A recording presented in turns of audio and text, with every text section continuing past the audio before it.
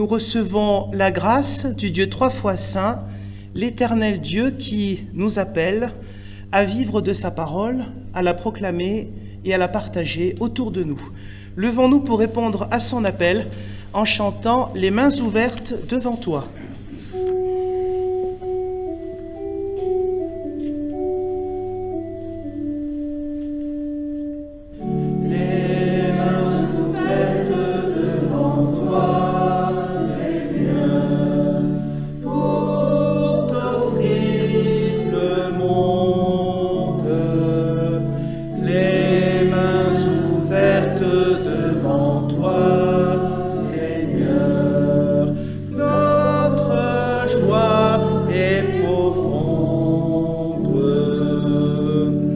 Garde-nous tout petits devant ta face, simples et purs comme un ruisseau. Garde-nous tout petits devant nos frères et disponibles comme une eau. Les mains ouvertes devant toi, Seigneur, pour t'offrir le monde. Les mains ouvertes devant toi, Seigneur, notre joie est profonde.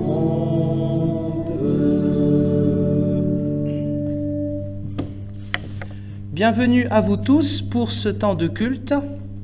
Bienvenue à nos habituels et à ceux que l'on voit de temps en temps aussi et qui viennent d'un peu plus loin, ça fait toujours plaisir.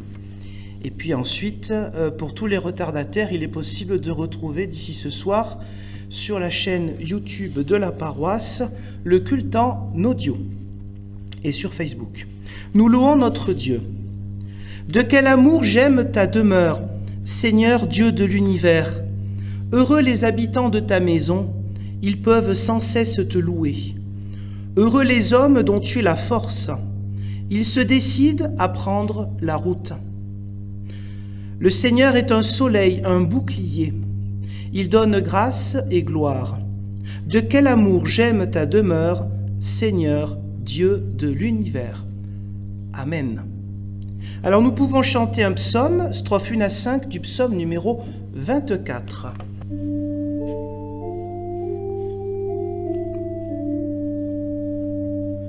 La terre au Seigneur appartient, dans l'univers son bras soutient, tout ce qui foisonne et respire, sur les abîmes du néant, il a posé les fondements et donné vie à son empire. Mais qui pourra dans ta cité, Seigneur, devant ta sainteté, se lever pour te rendre grâce? C'est l'homme droit qui s'en détourne, c'est la vérité chaque jour, et dont les mains restent sans tache. La main de Dieu le bénira, l'Esprit de Dieu l'affermira, dans sa justice et dans sa grâce, avec tous ceux dont le désir, ô Dieu d'amour et de servir, de chercher tous les jours ta face. Élevez-vous, portes aux cieux, portes de la cité de Dieu, laissez entrer le roi de gloire. Quel est ce roi si glorieux? C'est le Messie, le Fils de Dieu. Il tient dans ses mains la victoire.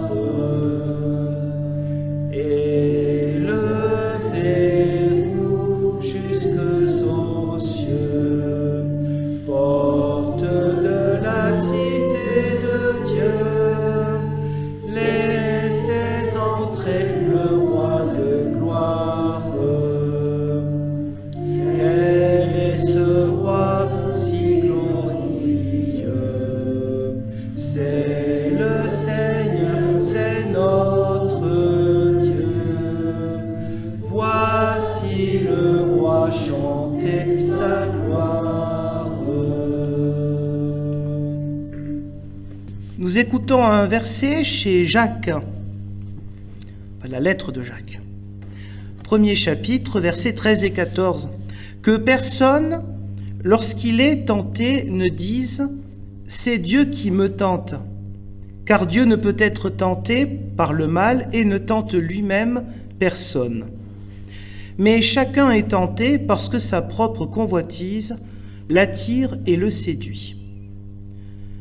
À travers ce passage, nous est signifié toute lutte, tout combat contre diverses formes de superstitions qui sont inhérentes à l'être humain et que la foi chrétienne nous aide à combattre chaque jour. Dans cette méditation, nous pouvons chanter un spontané.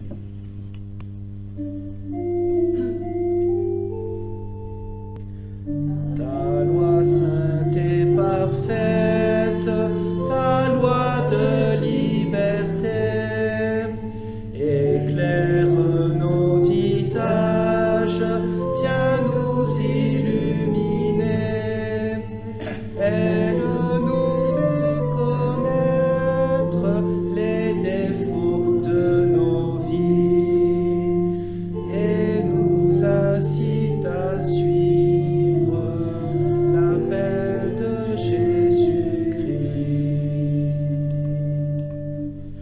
Éternel notre Dieu, nous voulons te demander pardon pour tous ces moments où, avec facilité, peut-être même lâcheté, nous voici t'accusant, considérant que ce qui peut nous arriver est une punition de ta part. Nous voici bien souvent dans la logique de la superstition, logique qui nous rassure faussement, afin de croire, penser tout maîtriser dans notre vie. Éternel notre Dieu, nous te confions tous ces moments où, avec l'inconnu de chaque jour et l'inconnu de l'avenir, nous souhaitons tellement tout maîtriser que nous nous enfermons dans des logiques humaines qui nous empêchent d'être accueillants envers ta parole, envers ta présence discrète, envers les signes que tu nous donnes, et accueillants envers les autres. Nous voici parfois renfermés, nous voulons être à l'écoute de ta parole et attentifs à ta lumière. Seigneur, dans cette espérance, guide-nous chaque jour. Amen. Et nous pouvons, en restant assis, chanter le spontané suivant.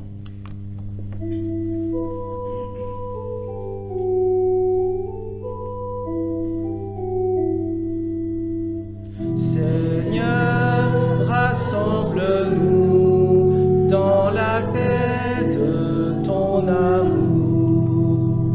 Nos fautes nous séparent, ta grâce nous unit. La joie de ta victoire éclaire notre nuit.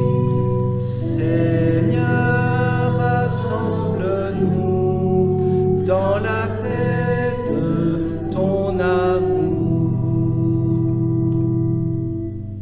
Levons-nous pour recevoir parole de libération. Dans toutes ces difficultés et dans la confusion qui peut être la nôtre au regard de notre présent et de notre passé, l'Éternel est là pour mettre sa lumière, lumière pour le discernement, lumière aussi pour pouvoir nous poser et ne pas nous considérer comme tellement forts que nous pourrions tout assumer avec facilité dans notre vie. Cette libération, c'est le fait de nous reconnaître simplement comme des êtres humains et pas des héros, des super-héros. Le Christ est venu pour vivre la condition humaine avec toutes ses difficultés et ses souffrances, et aussi pour montrer le chemin de la résurrection. C'est pour que nous soyons déjà un peu ressuscités ici et maintenant.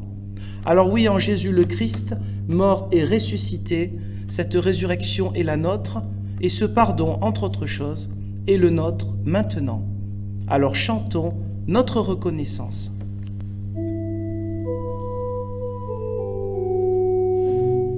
Seigneur, rassemble-nous dans la paix de ton amour.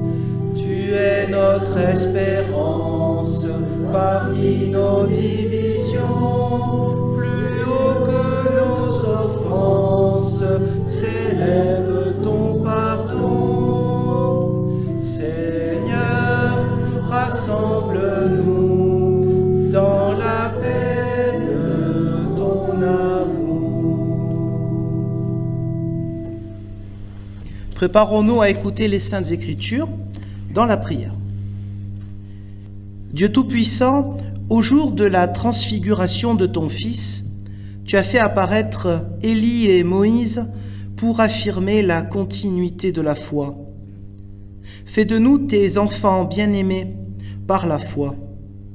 Unis-nous à Jésus-Christ, ton Fils, notre Seigneur, qui vit et qui règne avec toi, Père, et le Saint-Esprit, un seul Dieu, pour les siècles des siècles. Amen.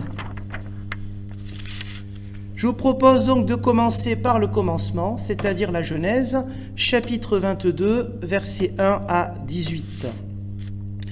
Après ces événements, Dieu mit Abraham à l'épreuve et lui dit « Abraham !» Il répondit « Me voici ». Dieu dit « Prends donc ton fils, ton unique, celui que tu aimes, Isaac, va-t'en dans le pays de Moria, et là, offre-le en holocauste sur l'une des montagnes que je t'indiquerai. » Abraham se leva de bon matin, sella son âne et prit avec lui ses 2 jeunes serviteurs et son fils Isaac. Il fendit du bois pour l'Holocauste et partit pour se rendre à l'endroit que Dieu lui avait indiqué. Le 3e jour, Abraham, levant les yeux, vit l'endroit de loin.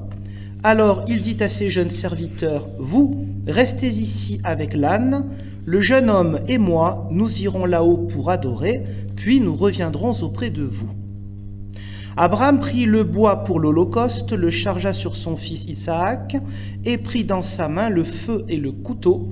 Ils marchèrent tous 2 ensemble. Alors Isaac adressa la parole à son père Abraham et dit, « Mon père !»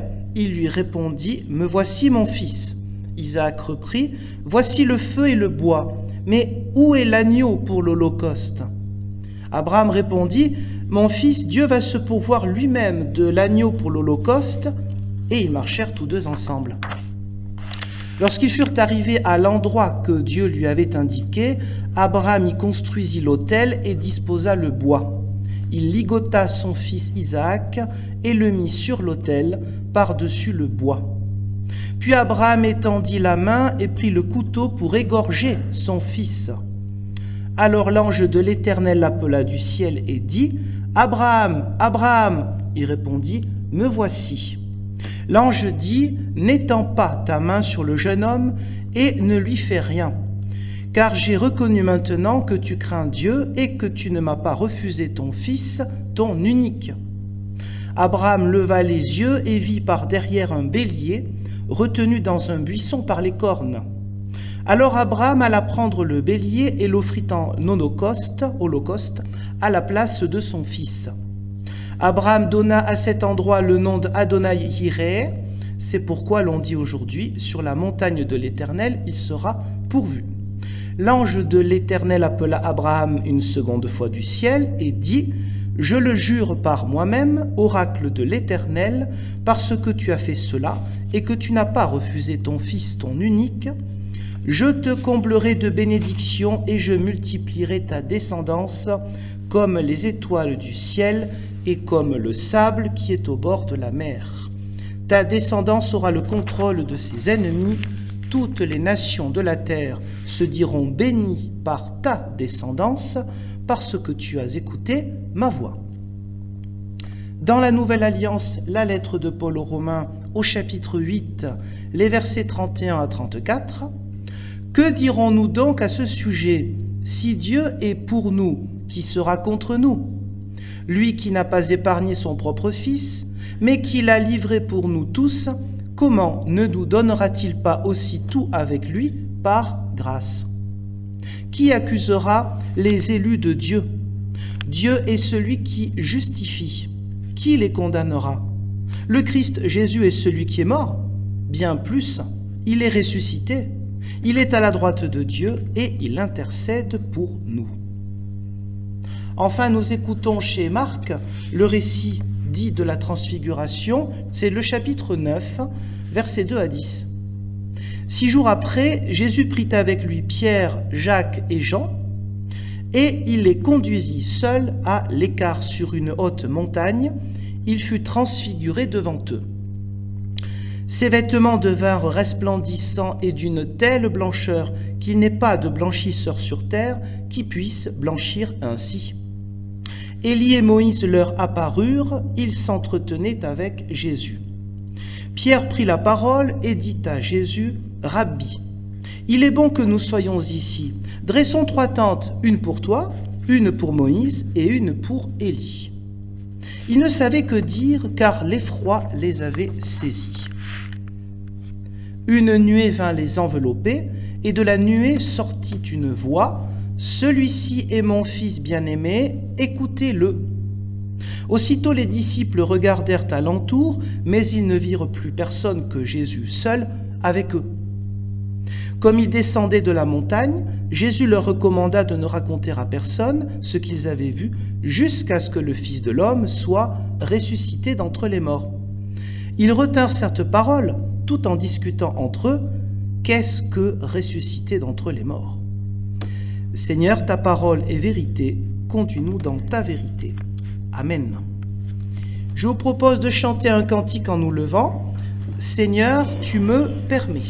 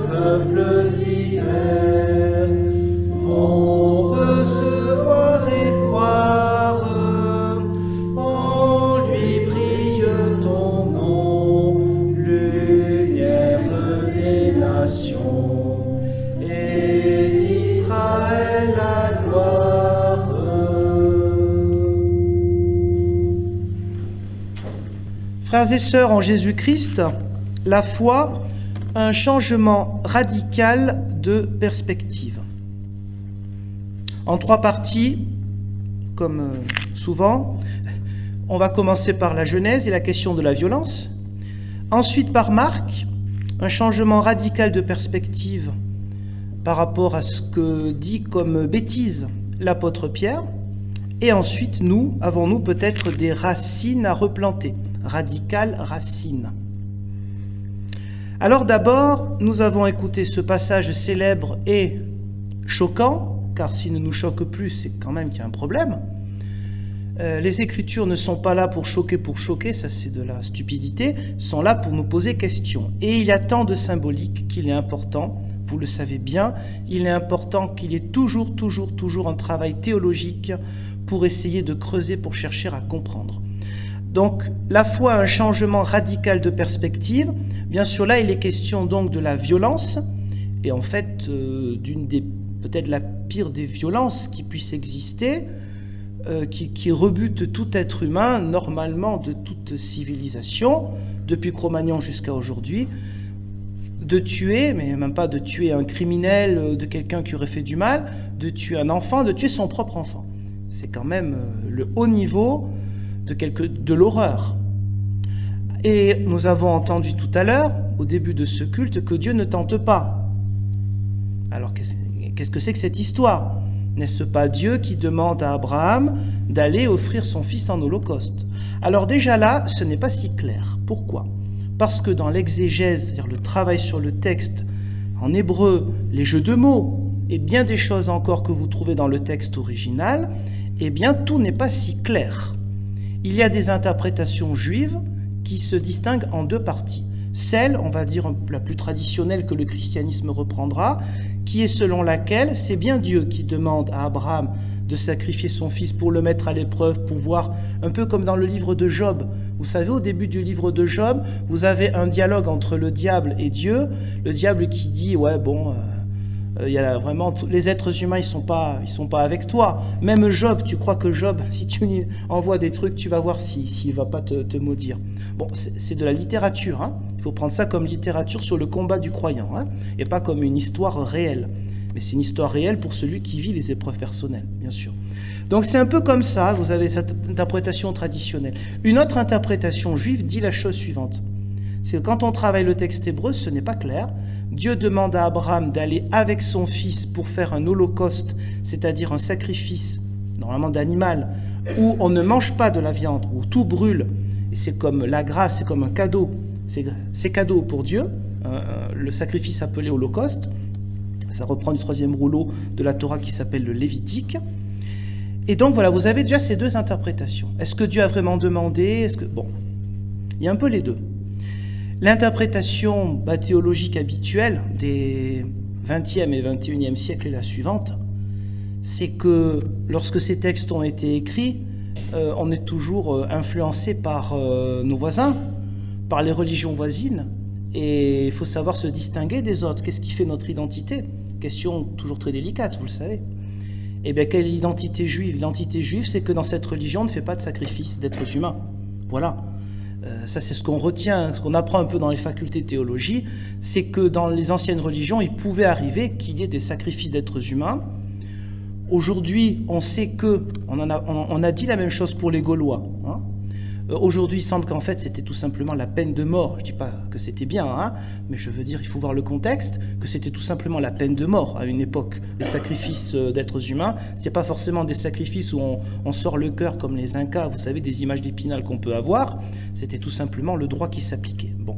Dans tous les cas, la religion juive, puisque Abraham, c'est le symbole du début du monothéisme, c'est le patriarche par excellence, c'est celui qui montre la voie du monothéisme, du vrai Dieu, et pas des illusions des êtres humains qu'on appelle les faux dieux, les idoles, ce que vous voulez. Donc c'est un changement radical de perspective sans doute par rapport à la question de la violence et notamment par rapport au sacrifice d'êtres humains. Évidemment pour nous aujourd'hui, cette question semble résolue dans notre culture, dans notre mentalité, heureusement, mais vous imaginez bien que ce n'était pas forcément le cas à l'époque où ces textes ont été écrits. Donc oui, l'image d'Abraham, ces histoires, nous montrent quoi? Nous montrent que la foi juive, nous sommes en plein début de la Torah, hein, on est dans le premier rouleau à peine, c'est la Genèse.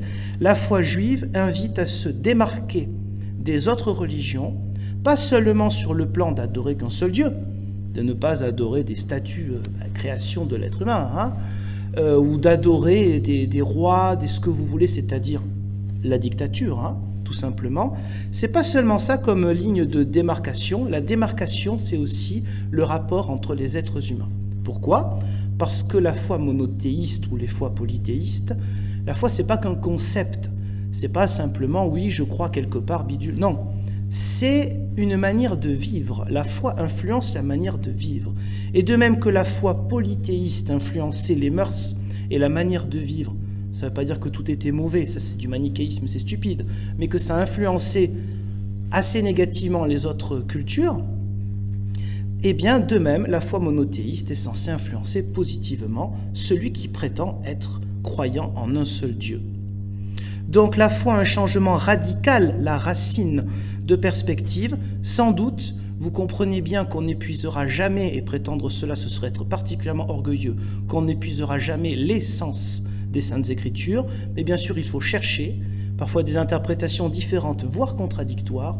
Eh bien, on ne tranche pas toujours, car il faut rester, humble aussi, ce sont les Saintes Écritures.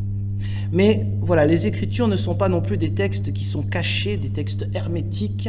Ceux qui font cela sont des gens qui utilisent la Bible de manière païenne pour se mettre en avant eux-mêmes et ne voient pas combien la Bible a pour objectif de changer l'être humain dans ce qu'il a de plus profond et de lui permettre de changer chaque jour sa relation à Dieu et aux autres, car vous le savez bien, les deux choses sont liées. Donc oui, la foi a un changement radical de perspective. La violence, le fait d'aller jusqu'à tuer même son propre fils, non, Dieu ne veut pas cela. Dieu ne souhaite pas la violence. Ça fait partie d'un des messages fondamentaux que l'on peut retenir comme un changement fondamental, radical, à partir du passage de la Genèse, chapitre 22. Alors, nous sommes donc le deuxième dimanche du temps de Carême, et donc il est de coutume, de tradition, que l'on parle de la transfiguration, c'est-à-dire ce passage chez Marc, il y a aussi les parallèles, c'est-à-dire les histoires semblablement les mêmes chez Luc et chez Matthieu, c'est des textes un peu cousins, où il est question donc de Jésus qui presque devient aveuglant de lumière, brillant de lumière. Et là, nous avons aussi, parmi tant d'interprétations possibles, une invitation à avoir un regard changé, la foi comme changement radical de perspective, en reprenant un petit peu les paroles de l'apôtre Pierre. D'abord, nous voyons que Jésus a choisi 3 apôtres. Il ne part pas avec les 12, il part avec 3. Alors parfois, on peut se dire, oui, est-ce qu'il n'y en a pas certains qui sont un petit peu au-dessus de la mêlée ? Est-ce que ce ne sont pas ceux qui sont là pour guider un peu les autres ? Ça peut être exactement l'opposé. Peut-être justement que c'est l'inverse, que ces 3-là, eh bien, ils sont plus lents que les autres à comprendre. Et donc à eux, il faut en rajouter une couche, si j'ose dire. Il faut en faire un peu plus pour eux, leur montrer un peu plus de choses, les appeler à réfléchir peut-être un peu plus que les autres, parce qu'ils sont lourds à la détente. Et donc voici donc que Jésus choisit Pierre, Jacques et Jean pour ce moment de passage de relais. Vous savez, la symbolique de la transfiguration. Moïse et Élie rappellent en fait l'Ancien Testament. Moïse, c'est le symbole de la Torah, on en parlait à l'instant. Élie, c'est, même si on en parle très peu dans l'Ancien Testament, c'est à peine quelques chapitres. Mais Élie, il représente les prophètes, donc la loi et les prophètes, paf, on a l'Ancien Testament. Et Élie, il représente aussi la vie éternelle. Parce que Élie, vous avez ce passage dans le 2e livre des rois, où il est question qu'il est enlevé par un char de feu. Bon, est-il mort, n'est-il pas mort? Élie est le symbole de l'espérance un petit peu de la résurrection, déjà dans la religion juive.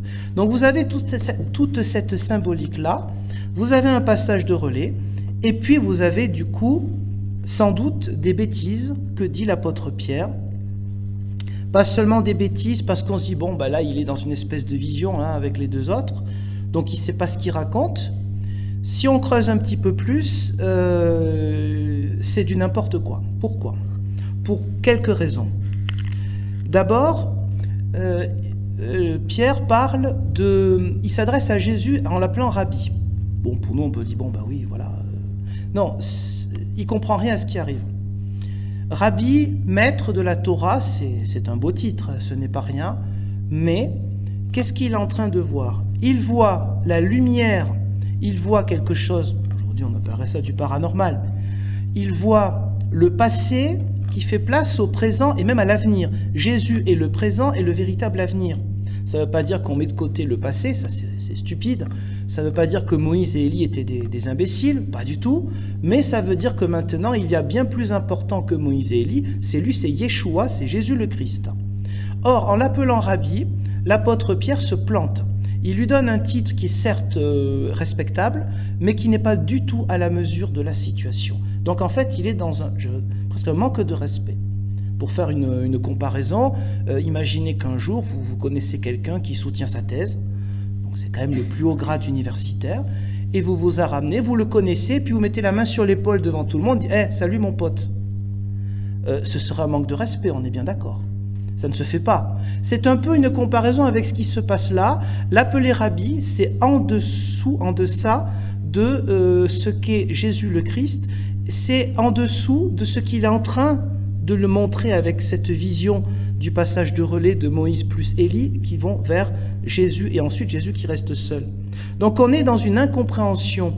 Le changement radical qui est proposé à l'apôtre Pierre et sans doute aux deux autres et par-delà encore aux autres premiers disciples, c'est de dire, certes, nous sommes fondés sur l'Ancien Testament, sur la loi, sur les prophètes, mais attention, maintenant, nous devons regarder ce passé en fonction de celui qui est vivant, de celui qui est avec nous tous les jours jusqu'à la fin du monde, c'est-à-dire Jésus le Christ. C'est lui qui nous montre le chemin. Ce n'est pas un manque de respect envers les ancêtres, c'est une réinterprétation de ce que les ancêtres ont pu nous apporter. Donc, changement radical de perspective, on ne peut pas passer sa vie dans le passé. Jésus reste seul à la fin, ça montre bien qui est le plus important. Et donc là, l'avenir, c'est lui. Vers qui il faut regarder, c'est lui, pas un autre. Et à travers ça, vous avez un petit message, un petit clin d'œil, comme toujours, de l'évangéliste Marc aux gens à qui il écrit. Parce que n'oublions jamais, les Écritures s'adressent aux gens qui vont les lire dans un contexte précis, une langue, une culture, etc. Il ne s'adresse pas avant tout à des gens qui vont vivre dans 1000 ou 2000 ans. Nous, on reprend de ça parce que c'est parole de vie aussi pour nous. Mais d'abord, ça s'adresse aux gens de l'époque. Et donc, c'est un petit clin d'œil de Marc à la communauté chrétienne de l'époque, donc à la fin du 1er siècle, pour lui dire vous n'oubliez pas que c'est Jésus, le cœur de votre foi, pas quelqu'un d'autre. Pas ces grands missionnaires comme Paul, qui sont des gens qui font un bon boulot.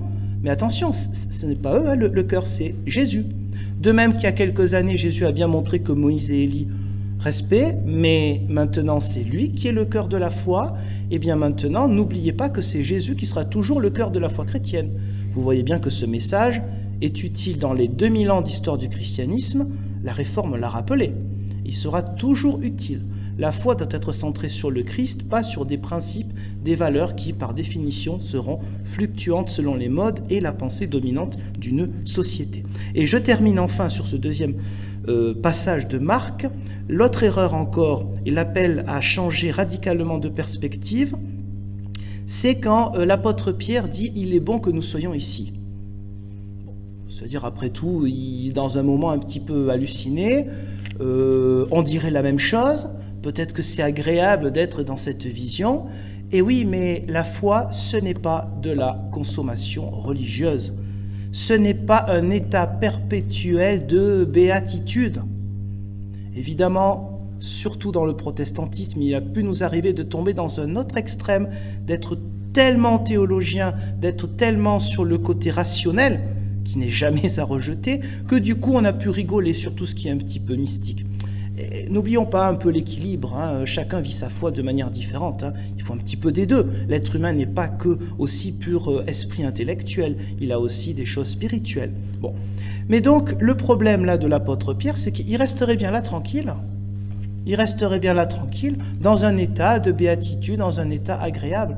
La foi, c'est le mouvement, c'est pas la bougeotte. C'est pas courir vers le néant, c'est le mouvement, c'est-à-dire un mouvement, un élan du cœur vers les autres. Parce que cet élan du cœur, c'est Dieu qui l'a envers nous par Jésus le Christ. Donc ce n'est pas d'être statique. Il est bon que nous demeurions ici, il est bon que nous nous arrêtions là. Allez, on met 3 tentes, sous-entendu, vous êtes à égalité. Et non, ils ne sont pas à égalité, mais je ne reviens pas sur ce que j'ai déjà dit tout à l'heure sur Moïse et Jésus qui ne sont pas à égalité. On reste là, on est tranquille, on est dans la béatitude religieuse. Non. Et ça, vous voyez bien, vous imaginez peut-être les clins d'œil que je fais sur l'actualité. Oh, ça fait déjà 2-3 siècles qu'il existe dans certaines formes de protestantisme, plus ou moins proche de nous, hein, d'ailleurs, un côté presque de transe où on est bien, on se retrouve, on est bien ensemble. Je ne dis pas qu'il ne faut pas être bien ensemble, mais la foi n'est pas une consommation de la mystique. Parce que sinon, on se sent bien, on est là, et en fait, est-ce qu'on change vraiment ? La foi, c'est un appel au changement quotidien. La conversion, c'est pas tel jour je me suis converti depuis, ça y est, maintenant je suis chrétien. Non, c'est un travail quotidien. Sinon, on n'aurait pas besoin du culte de l'Église. Si paf, il y avait un côté magique, ça y est, maintenant on est très bien. Ah non, c'est qu'on a besoin à chaque fois d'être ressourcés et de se retrouver ensemble, de recevoir des autres la parole de Dieu et le sacrement de la Sainte Seine, par exemple. Alors nous terminons avec le 3e passage. Oui, le changement radical, la racine de la perspective, comment nous voyons le monde, comment est-ce que nous pouvons accepter d'être changés nous-mêmes par cette présence de Dieu. Alors, il a été question dans le premier passage de la violence. Il est bien évident que l'être humain a toujours quelque chose de violent en lui. À certaines époques, certains parlaient de pulsion de mort, par exemple. L'être humain a cette pulsion, parce que aussi l'être humain parfois reçoit de la violence, et donc quand on en reçoit, il faut gérer cela. Et parfois, quand on en reçoit, on a envie de la rendre. C'est quelque chose de compliqué à gérer. Donc l'être humain a toujours cette question de la violence. Changement radical de perspective, à travers le Christ, eh bien la violence est portée par Dieu lui-même afin que l'être humain n'ait pas à la rendre aux autres. Jésus reçoit de la violence, lui juste parmi les injustes, il reçoit toute la violence que nous pourrions recevoir ou nous pourrions donner aux autres. Évidemment, vous avez compris, et Paul, la lettre de tout à l'heure évoquait aussi Abraham. Sous-entendu, lui qui n'a pas épargné son propre fils, il y avait le lien avec Abraham, qui est cette figure un peu patriarcale. Donc oui, cette violence est dans l'être humain. Et il suffit de peu de choses pour qu'elle se répande. Connaissez un peu l'histoire, combien on a pu voir de gens bien éduqués, de bonnes familles, qui ont pu devenir des horribles criminels. C'était franchement pas marqué sur la figure. Ça correspondait pas du tout, mais pas du... N'importe quel être humain, dans certaines conditions, la psychologie l'a montré avec des tests qui peuvent choquer, peut tomber dans une situation où il devient, je peux pas dire un animal, l'animal c'est par instinct, il n'y a pas de bien ou de mal chez l'animal. Il peut devenir une horreur, l'être humain peut devenir un diable. Il est pire que le diable, l'être humain, dans certains cas. Donc oui, la foi est un changement radical de perspective. Aucune image de Dieu, réellement, dans les Saintes Écritures, n'appelle à la violence. Ce changement, il est toujours utile. Jésus-Christ est toujours au centre, changement radical de perspective. On pourrait se dire, nous on est immunisés, parce que nous on est protestants, ça fait 500 ans qu'on a réformé l'Église catholique romaine, nous en sommes la juste continuité, et donc eh bien, nous avons enlevé tout ce qui n'est pas biblique, donc nous sommes immunisés. Personne n'est jamais immunisé de regarder ailleurs que vers le Christ. Parfois on peut être aussi auto-centré. Le narcissisme ecclésial, ça peut arriver. Parfois, on peut mettre en avant plus de belles choses, et réelles, de notre Église. Et ça peut ressembler un peu à de l'orgueil, alors que l'on ne doit montrer que Jésus le Christ. L'Église chrétienne, quel que soit le nom de sa chapelle, doit montrer Jésus le Christ. Et c'est magnifique parce que ça permet aussi un écuménisme véritable, c'est-à-dire que les gens qui sont non chrétiens peuvent dire bah, tiens, les protestants ils me montrent Jésus le Christ de cette manière, les catholiques de cette autre manière, c'est intéressant. Il y a du bon à prendre partout, évidemment. Et si chacun montre le Christ, eh bien lui qui sera au centre de toute l'Église universelle. C'est le but, c'est l'objectif. Alors oui, je termine avec l'aveuglement. La question de la transfiguration, on se dit, bon, ils étaient un petit peu aveuglés, ils ne savaient pas trop ce qui leur arrivait. Nous sommes à une période où nous pouvons être aveuglés. Pas par la lumière du Christ, pas forcément, hein, mais aveuglés par, je dirais presque une lumière noire, par la confusion. Et vous savez, dans les Écritures, avec le symbole du serpent, la confusion, qui c'est qui la sème? C'est le diable. Le diable, ce n'est pas des diablotins avec des cornes et avec du feu, etc. Hein. Bon, c'est la confusion. C'est quand l'être humain va errer, comme s'il était aveugle spirituellement. Avec le Christ, eh bien, on peut avoir ce chemin plus éclairé et ainsi cheminer avec lui et avec les autres.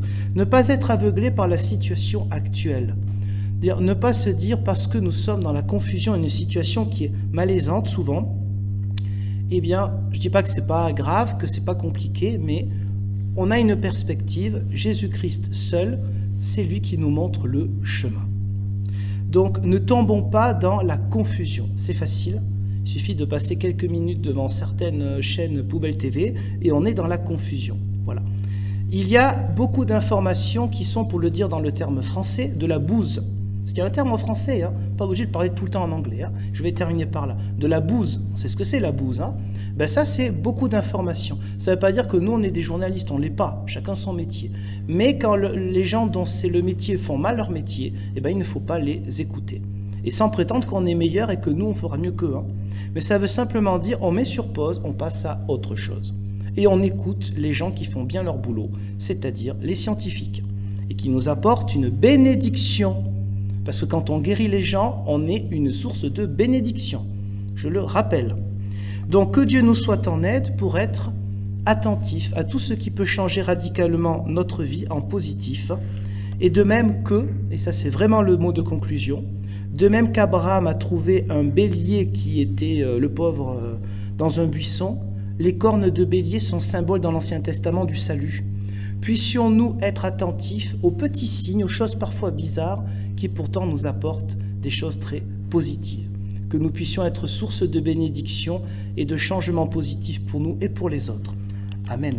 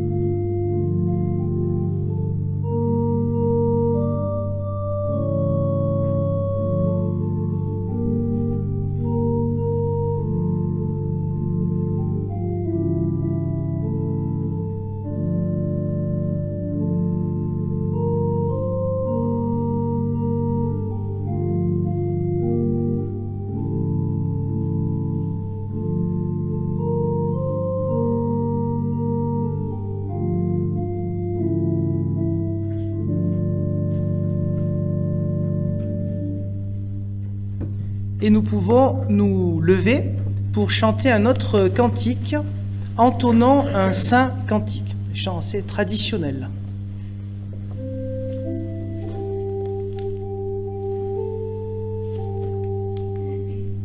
Entonnons un saint cantique à la gloire du Fils unique, Fils et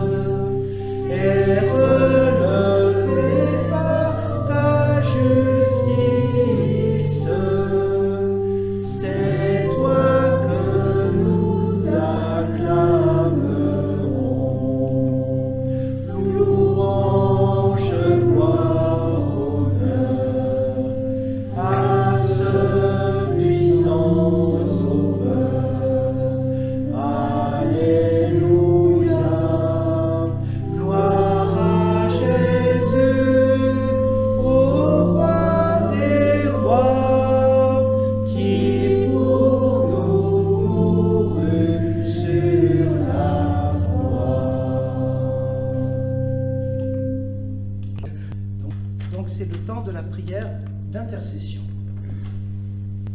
Éternel notre Dieu, te voici comme Père de tendresse, là où nous nous attardons sur des images violentes, où nous restons à la surface parfois des textes, parfois aussi qui nous arrangent.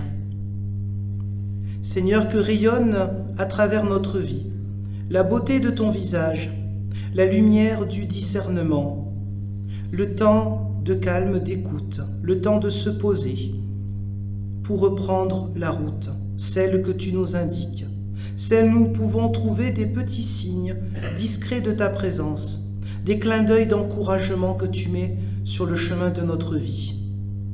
Éternel notre Dieu, Père de lumière, nous te prions pour tous les visages défigurés par la haine, que rayonne sur eux la lumière éclatante du Christ ressuscité. Père de miséricorde, nous te prions pour tous ceux qui exercent des responsabilités, afin qu'ils aient le souci de la solidarité entre toutes tes créatures.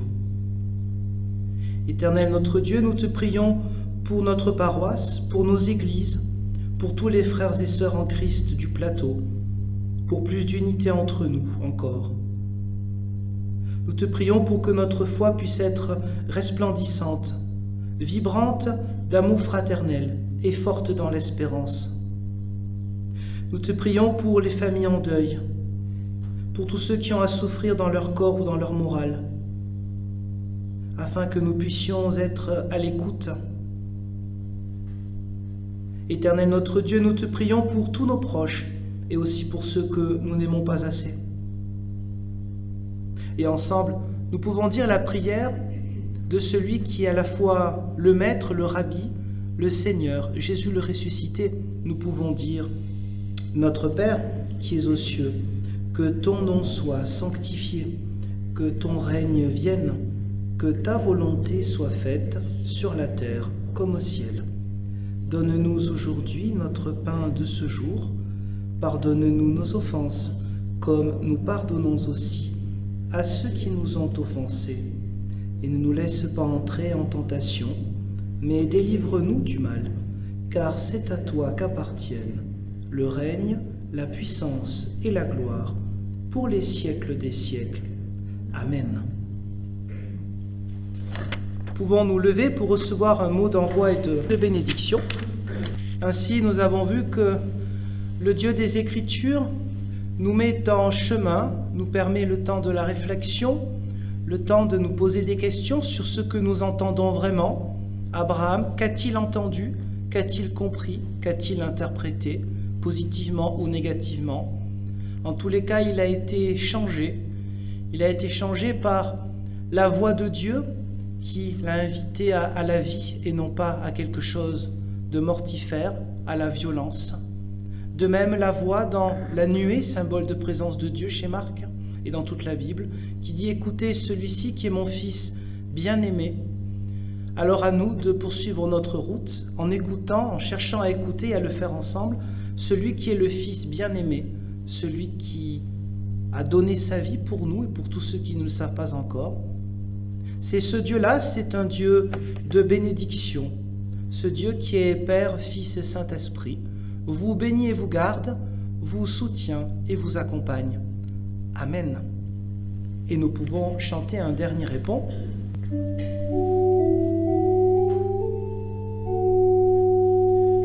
Demeure par ta grâce avec nous, Dieu Sauveur, quand l'ennemi menace, protège-nous, Seigneur.